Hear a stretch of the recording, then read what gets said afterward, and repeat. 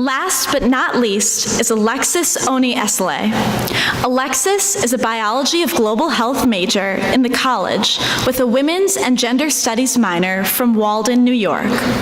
Most of her research focuses on the reproductive health of women in prisons and figuring out when Beyoncé is going to drop her next album. She fits the bill of involved Georgetown student with activities including senior class committee, gospel choir, and regretfully writing 2 theses. However, the most taxing of Alexis's daily activities is trying to figure out where the Captain Cookie and the Milkman food truck will be at all times. She is grateful for this institution for teaching her the only Latin words she knows and taking her from precocious small-town girl to precocious, relatively small city girl, and the difference has been significant. Ladies and gentlemen, Alexis Oni-Eseleh.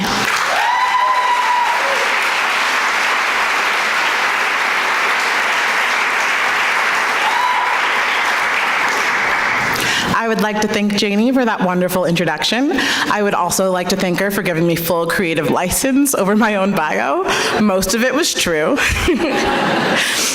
So, dear prospective student, this greeting should be very familiar to you by now. Countless colleges and universities have been courting you with the words, dear prospective student, in a fill-in-the-blank format like so. We, the admissions committee of, insert name of prestigious college here, have the distinct, place ambiguously flattering noun here, of, plug-in fitting verb here, to this university. Filler words, filler words, filler words. Best, finish with seemingly unique phrase that every university has. This game is fun when it starts with dear and ends with congratulations. It's not so fun when you're the dear they regret to inform. And possibly the waitlisted dear has the least fun of all.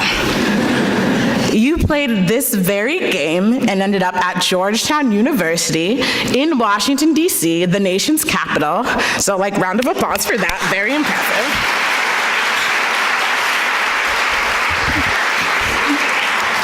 And to celebrate that fact, my dear prospective student, here is a love letter to you. Before I was a little bit older and a little bit wiser, I was you. Before my voice was the background noise in your Snap story, or my face the blurry figure in your heavily filtered Instagram photo, I was you. To be more specific, according to the name tag around my neck, I was Alexis Oni-Eseleh in the college from Walden, New York, undeclared, but thinking about majoring in government. Equipped with 2 moderately fun facts. I'm left-handed, and my initials are A-E-I-O, so all I need is you. And I sat in the 3rd to last row on the right side of Gaston Hall in a room full of strangers and tuned out the noise of the senior speaker, and the strangest thought flashed across my mind.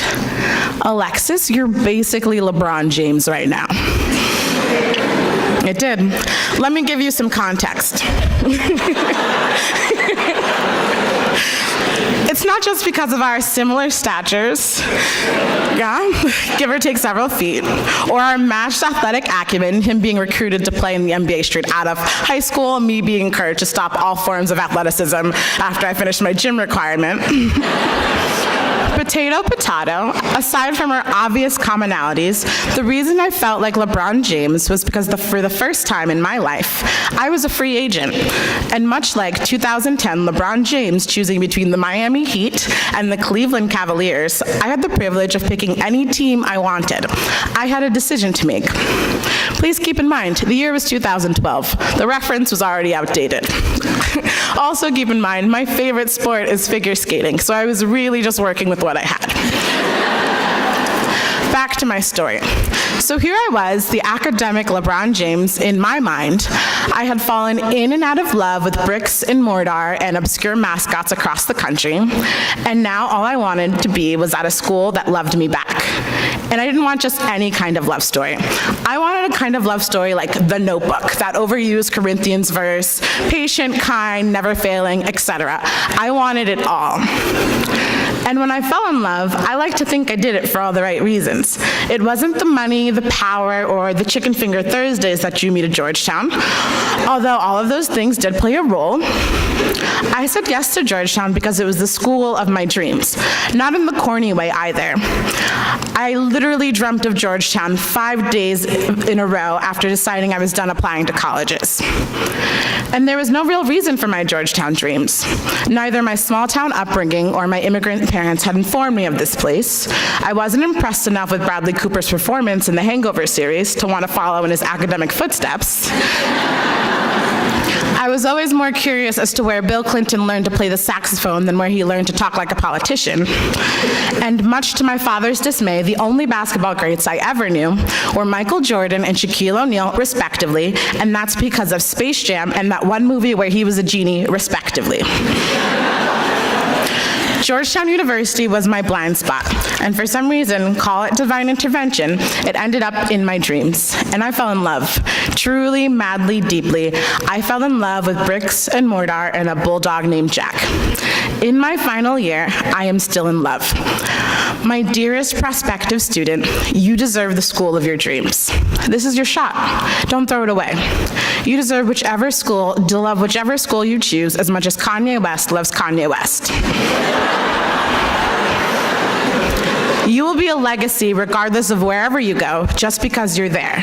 And should you decide to choose elsewhere and then realize you left a great love behind, those front gates are always open, because we love you back. Very much like LeBron James decided to leave Cleveland for the Miami Heat, only returned back to Cleveland Cavaliers. Did the city of Cleveland turn their backs on him? I have no clue. This reference is only going to get me so far. What I do know is that I used to be you, but that was before sunrises. Sunrises spent hanging balloons from the Key Bridge, sunrises peeking out of the windows of this very hall the big night before summits, the most unfortunate sunrise, the sunrise leaving the library after procrastination had gotten the best of me. That was before late nights in common rooms talking about the world with my freshman floor mates, late nights spent enjoying the majesty of the monuments, before running into Secretary of State John Kerry picking up cold medicine on Wisconsin, crashing the Obama's date night on N Street, and running into Vice President Joe Biden on M Street. Politicians, they're just like us. I was you before Beyonce blessed me with her voice at the 2013 inauguration, before I had mentors that make moments like this possible, before I had friends with whom I'm constantly collecting memories to embarrass them with in future wedding toasts, before the laughs and the cries that turn into laughs and vice versa, I was you, and what I wouldn't do to be you again. So, with all of that, I write to you, my dearest prospective student. I, the senior speaker of the Georgetown University Gap Weekend, have the distinct honor of welcoming you to this university. While we're talking, let me offer you some free advice. From the perspective of someone a little bit older and a little bit wiser, this place will love you. It's a love that's patient and kind and never failing. It's an aspirational, biblical, Corinthian kind of love. My advice to you, my dear prospective student, love it back. Best, Hoya Saxa.